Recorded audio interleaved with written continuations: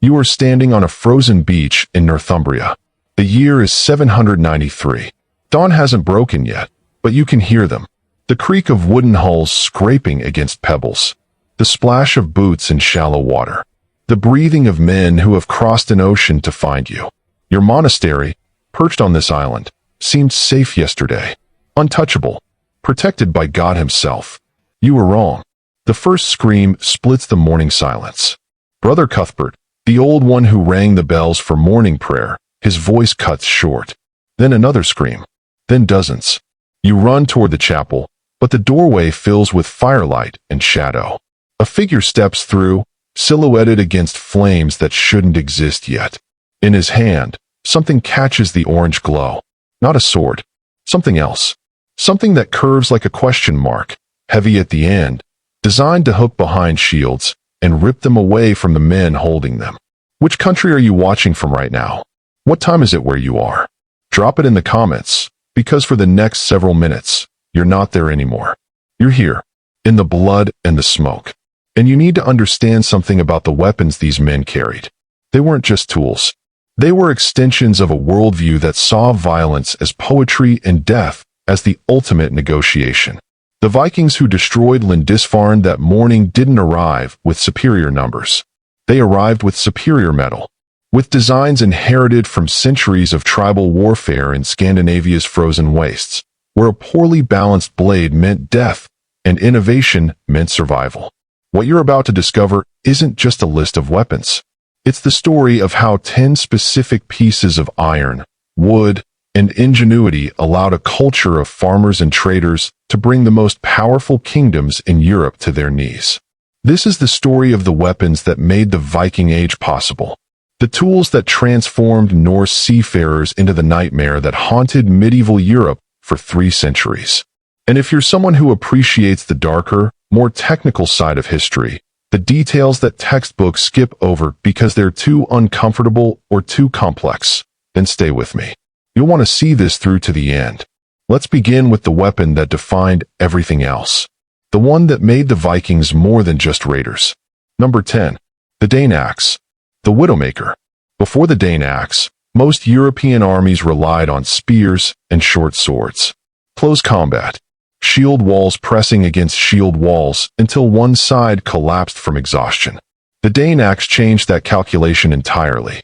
Picture a weapon 7 feet long, most of that length being the ashwood shaft, smooth and light. At the end, a blade that sweeps out in a crescent, sometimes 14 inches from edge to edge. The steel thin enough to flex slightly on impact, preventing shattering, but heavy enough to cleave through a helmet, the skull beneath it, and keep going into the shoulder. The genius wasn't just the size. It was the reach. A skilled axeman could stand behind the shield wall and swing over his comrades' heads, bringing that blade down on enemies who thought they were safe behind their own shields. The Vikings called skilled axe wielders Dane warriors, and chroniclers wrote about them with a kind of horrified respect. One swing could kill 3 men if they stood close enough together. One misswing could kill your own allies just as easily. At the Battle of Stamford Bridge in 1066, a single Norwegian berserker armed with a Dane axe held off the entire Saxon army on a narrow bridge. Contemporary accounts, written by the Saxons themselves, claim he killed 40 men before someone floated under the bridge in a barrel and thrust a spear up through the wooden planks. 40 men, 1 axe. Even accounting for medieval exaggeration, that tells you something about the weapon's capability in trained hands. But here's what makes the Dane axe particularly brutal. It wasn't a noble weapon. Knights and lords preferred swords because swords had ceremony attached to them. Swords were expensive, symbolic, passed down through generations. The Dane axe was a peasant's tool, a woodcutter's instrument turned into an engine of slaughter. Any farmer who knew how to split logs could learn to split men. The Vikings democratized warfare in the worst possible way. Number 9. The Ulfbert sword. The impossible blade. For over 2 centuries, archaeologists couldn't explain the Ulfbert swords. Dozens of them had been recovered from Viking graves across Scandinavia, Russia, and the British Isles. Each one bore the inscription Ulfbert on the blade.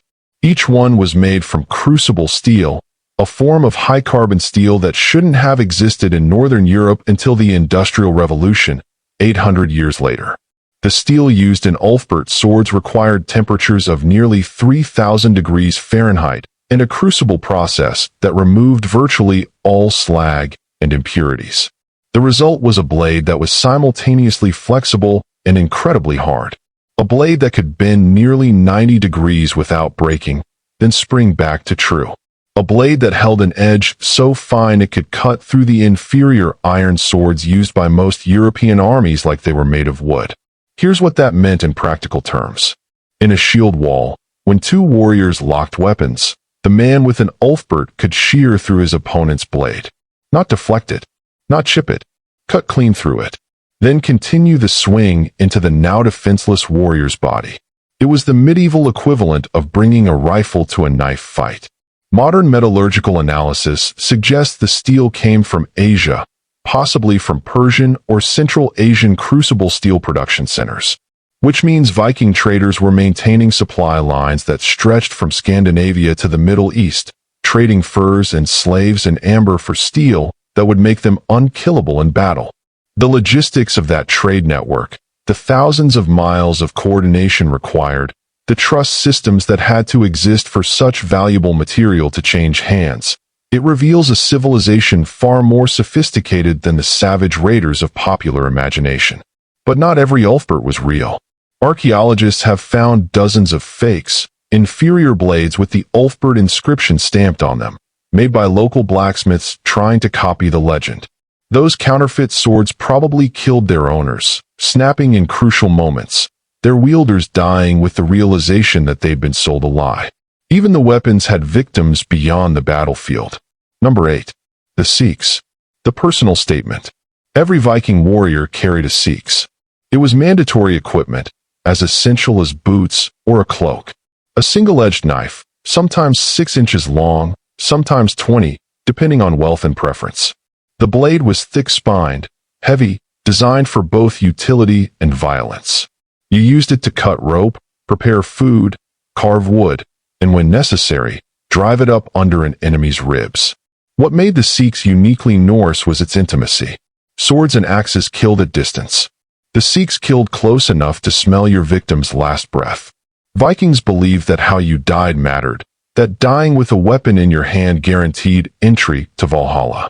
The Sikhs was the weapon you died with, the last grip, the final statement of defiance. Archaeological evidence suggests Vikings personalized their Sikhs obsessively.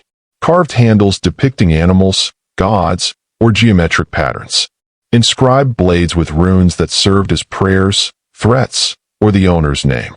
One recovered Sikhs from a grave in Norway has a handle made from walrus ivory carved into a dragon's head, its eyes inlaid with amber. The attention to detail suggests the owner spent years perfecting that handle, returning to it again and again, adding layers of meaning. But the Sikhs also served a darker purpose. In Viking law, disputes could be settled through holmgang, single combat fought within a marked space, usually on a small island or a defined area of beach. Both combatants armed with Sikhs, no armor, no shields. First blood ended the duel unless both men agreed to continue to death. These weren't honorable duels in the medieval sense. They were legalized murder, a way for powerful men to eliminate rivals without the messiness of outright assassination. Imagine standing in that circle, Sikhs in hand, facing someone who insulted you in front of witnesses. You have to fight or lose all social standing. But you're not trained. You're a trader, a farmer, someone who knows how to use a blade for work, but not for this. Your opponent is smiling. He's done this before. He knows that in 5 minutes, you'll be bleeding out on the sand, and your death will be perfectly legal. The Sikhs wasn't just a weapon. It was an enforcement mechanism for Viking society's brutal meritocracy. Number 7. The spear. The peasant's reach. Forget everything you think you know about spears being primitive weapons. In Viking hands, the spear was devastatingly effective, and most Viking warriors carried at least 2 into battle. The first was a throwing spear, lightweight, the shaft sometimes only 5 feet long, the head a narrow, armor-piercing point. The second was a thrusting spear, 8 to 10 feet of ash wood, tipped with a broad-bladed head designed to open massive wounds. The throwing spear served a specific purpose. Before the shield walls met, before the screaming chaos of close combat, there was a moment of psychological warfare. Both sides stopped, perhaps 30 yards apart, close enough to see faces, to recognize fear or courage in the enemy's eyes. That's when the Vikings threw. Not just one spear. Hundreds of them, simultaneously, a dark cloud that blotted out the sky for just a second before coming down like iron rain. The goal wasn't necessarily to kill, though every kill was welcome. The goal was to force the enemy to raise their shields, to tire their arms, to create gaps in their wall. A shield raised against a spear from above couldn't protect against the rush that came immediately after. And if the spear stuck in a shield, the weight of the 8-foot shaft dangling from it made that shield useless, forcing the warrior to either drop it or fight encumbered. The thrusting spear, though, that was where skill mattered. A good spearman could keep an enemy at distance, stabbing over and around shields, targeting hands, arms, faces, anything exposed. The reach advantage was enormous. While a swordsman had to get within 3 feet to strike, a spearman controlled everything within 10 feet. In the tight press of a shield wall, that extra reach meant life. But spears had a weakness, and Viking warriors knew it intimately. Get inside the reach, past the point, and the spear became a liability. It's too long to maneuver in close quarters.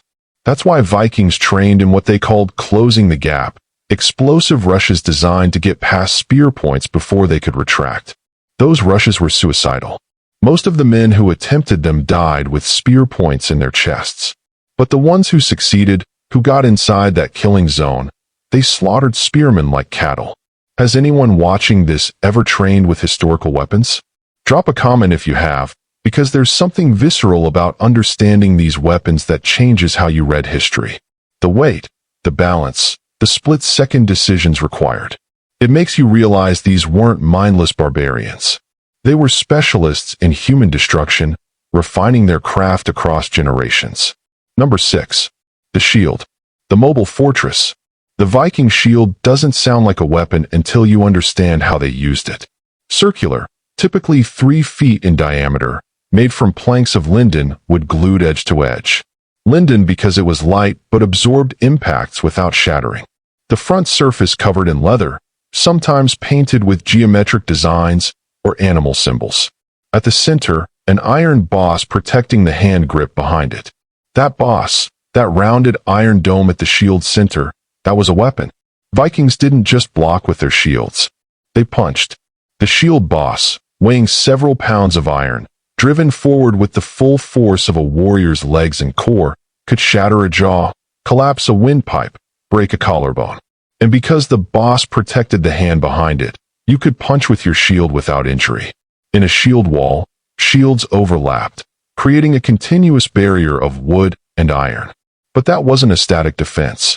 The wall breathed, pushing forward in coordinated surges, forcing the enemy back one step at a time. When the enemy pushed back, the wall absorbed the force, bent slightly, then surged again. It was a living thing, and every warrior in it had to move in perfect synchronization or the whole formation collapsed. The psychological effect of facing a Viking shield wall cannot be overstated. Imagine standing 50 feet away from 60 men moving toward you in perfect unison, their shields locked, their spears bristling above like a moving forest. They're not charging. They're walking. Steady. Inevitable. They're chanting, not words exactly, but a rhythmic sound that matches their steps, getting louder as they get closer. You can see their eyes above the shield rims. Some are terrified. Some are excited. Some are empty, already somewhere else mentally. Your own shield wall is supposed to hold. You've drilled this. But the man next to you is breathing too fast.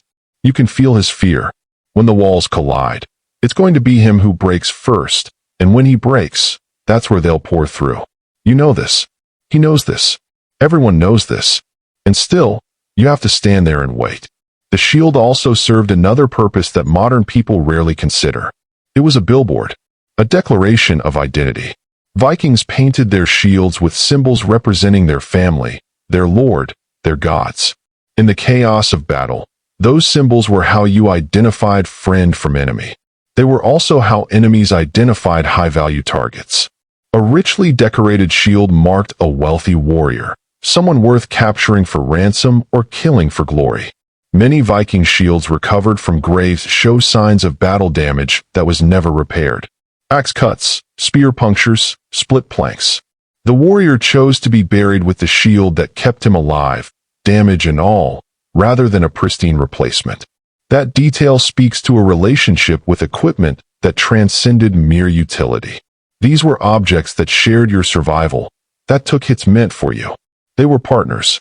Number 5. The longbow. The silent hunter. Wait, the longbow wasn't a Viking weapon. That's the English, right? Agincourt, the Welsh archers, all of that. Except archaeology tells a different story.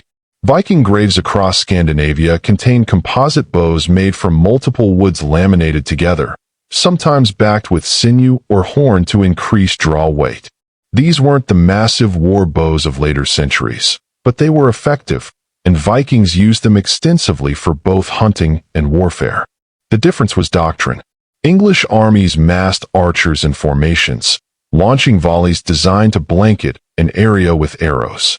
Vikings used bows for targeted assassination. Before a raid, scouts would position themselves with clear sight lines to enemy leaders, nobles, anyone wearing better armor or carrying themselves with authority. When the raid began, those leaders would die first, shot by archers they never saw, creating immediate chaos in the defending force. Bows also solved a problem specific to Viking warfare. When raiding monasteries or villages, the defenders often barricaded themselves inside buildings.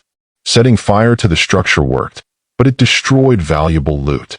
Instead, Vikings would position archers at every door and window, then wait. Eventually, smoke or thirst forced the defenders to emerge. They died in doorways, shot down before they could take 3 steps. The psychological impact of archery is different from melee combat. In a shield wall, you can see your killer. Against an archer, you're helpless. The man next to you gasps and falls, an arrow in his throat, and you never saw where it came from. That fear is corrosive. It makes men break formation, seek cover, abandon positions. Arrows were expensive. Each one required hours of labor. A quiver held 20, maybe 30 arrows. In a battle lasting hours, that's not enough. Archers had to be selective, disciplined, taking only shots that mattered. Number 4. The Ægir, the halberd's ancestor. The Ægir is the Viking weapon most people have never heard of, and that's a tragedy because it might have been the most technically sophisticated polearm in medieval Europe. Contemporary sources describe it as a mail piercer, a weapon specifically designed to defeat chainmail armor. The head was long, sometimes 18 inches, thin, and crucially, it had a hook or spur on one side. The mechanics are elegant. The primary blade thrusts through mail rings, exploiting the fact that chainmail is excellent against cutting but vulnerable to piercing. But if the thrust doesn't kill immediately, the wielder rotates the weapon 90 degrees. That hook catches on the inside of the mail, and when the wielder pulls back, it rips the mail shirt open, tearing rings apart, exposing the body underneath for a follow-up strike. Only a handful of Ægirs survive in museum collections, and even fewer contemporary illustrations exist. But the sagas mention them repeatedly, always in the hands of elite warriors, champions, men whose names lived beyond their deaths. That suggests the Ægir wasn't a common weapon. It required training that most warriors couldn't afford the time to master, and a level of craftsmanship that made each one expensive. One saga describes a duel between 2 champions where the Ægir wielder deliberately targeted his opponent's hands. Not killing strikes, disabling strikes. The goal was to maim, to make the opponent drop his weapon, then offer him the choice to yield or die. That level of precision, that confidence in the weapon's capability, it speaks to mastery. But the Ægir had a fatal flaw, and that flaw probably explains why it never became common. The hook that made it so effective against armor could also catch on shields, on other weapons, even on terrain. In the chaos of a shield wall, where men are packed shoulder to shoulder, where you have maybe 2 feet of space to maneuver. A weapon that could get caught on anything was a liability. The Gear was a duelist's weapon, a champion's tool, but not something you wanted in mass combat. Would you have chosen an Gear if you were a Viking warrior, knowing it could tear through armor, but might get you killed if it snagged at the wrong moment? That's not a hypothetical question. That was a real choice warriors had to make, and their lives depended on getting it right. Number 3. The Skeggix, the bearded axe. The name translates to bearded axe, and it refers to the distinctive shape of the blade. Unlike a standard axe where the blade is roughly symmetrical, the Skeggix has an extended lower portion that sweeps down like a beard. That extension serves multiple purposes, all of them violent. First, it provides a hooking point. When fighting against a shield wall, the axeman could hook the beard over the top edge of an enemy shield and pull down, dragging the shield away from the defender's body, exposing him to follow-up strikes from allies. Second, the beard adds weight to the lower portion of the blade, which changes the weapon's balance point. That makes the axe head want to rotate during a swing, which actually increases cutting power. It's the same principle as a golf club or a tennis racket having a sweet spot.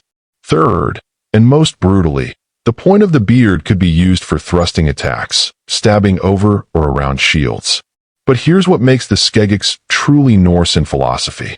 It was a versatile tool.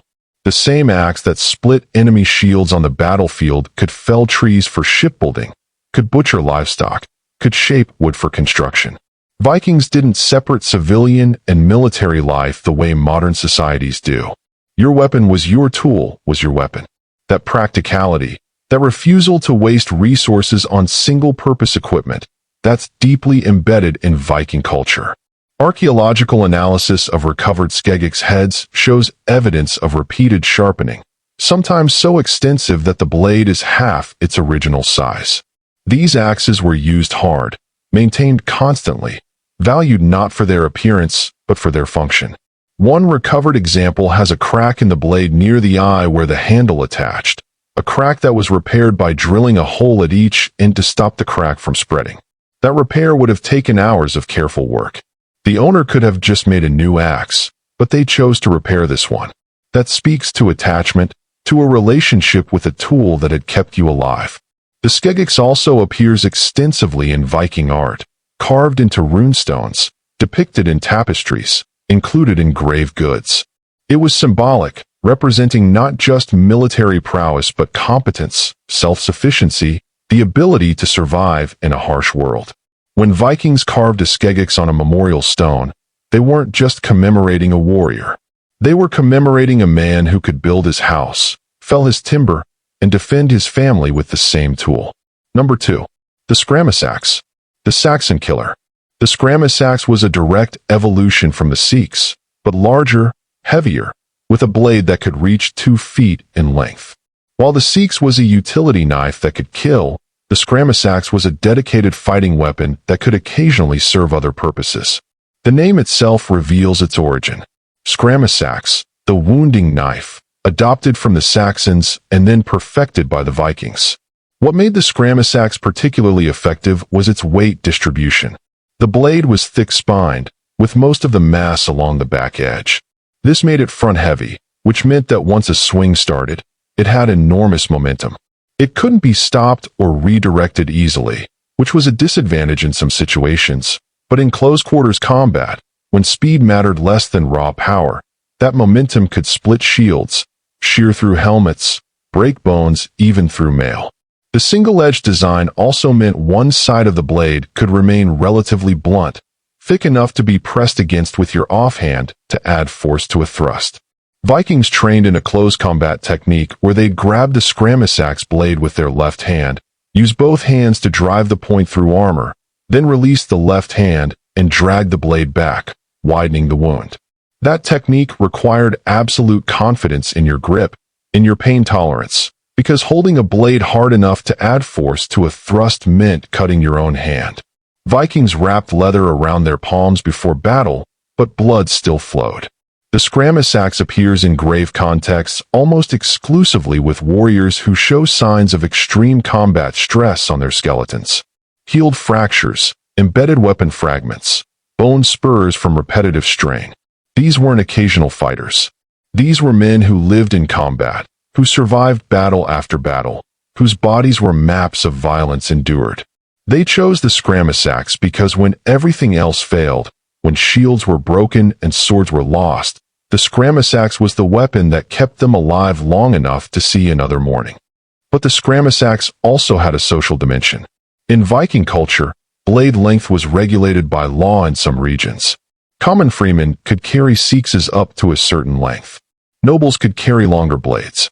The scramasax existed in a gray area, long enough to be intimidating, short enough to be technically legal. Wearing one in public was a statement. It said you were dangerous, that you'd survived situations where others died, that social niceties didn't apply to you. Number 1. The Ulfhane Teeth. The Berserker's Choice. This isn't a weapon you'll find in museums.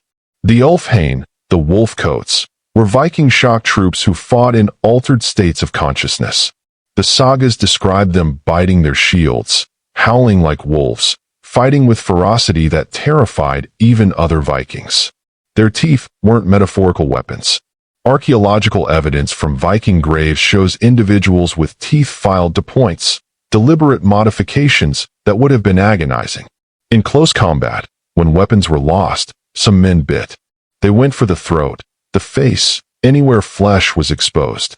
Filed teeth ripped deeper, created wounds that wouldn't heal cleanly. The Ulfhane were both revered and feared within Viking society. Revered because their ferocity in battle was unmatched. Feared because men who could access that level of violence couldn't always turn it off. Sagas describe Ulfhane being kept separate from normal warriors between battles, being given wide berth in settlements, being treated with the nervous respect you'd give a half-wild predator. Modern historians debate whether the Ulfhane actually existed or were exaggerations, propaganda designed to frighten enemies. But the archaeological evidence of filed teeth, the consistent descriptions across multiple independent sources, the fact that every Viking Age culture had similar traditions of shape-shifting warriors, all of that suggests there was something real at the core of the legend. The psychological impact cannot be understated.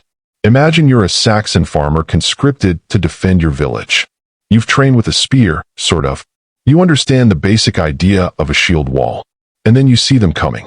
Not walking, running, screaming things that aren't words. Some of them are foaming at the mouth. Some of them are bleeding from self-inflicted wounds and don't seem to notice. They hit your shield wall like a physical force, and the man next to you goes down. And when you look, one of them is on top of him, biting, tearing, making sounds no human should make. You run. Everyone runs. Because whatever those things are, they're not men anymore. And no amount of training prepares you for that. But here's the dark reality behind the legend. The men who became Ulfhane, who filed their teeth, who embraced that animalistic fury, they rarely lived long. The sagas mention them dying young, in battle certainly, but also in accidents, in feuds, sometimes simply disappearing. The psychological toll of repeatedly accessing that state of mind, of turning yourself into a weapon, it destroyed them. They were human cruise missiles, pointed at the enemy and set loose, and nobody expected them to survive. Were they heroes? Were they victims? Were they both? That's the question that should haunt anyone who studies Viking warfare seriously. Because the Ulfhane represent the logical endpoint of a warrior culture. When violence becomes the highest virtue, when dying in battle is the greatest honor, you inevitably create people for whom violence is the only language they speak. And societies that create such people inevitably get consumed by them. We've covered 10 weapons, but this isn't really about iron and wood. It's about what humans are capable of when survival demands it. The Vikings weren't uniquely violent. They were people in a time where violence was the currency of power, and they mastered that currency. Every weapon represents generations of refinement. Men watching others die and thinking, how do I survive next time?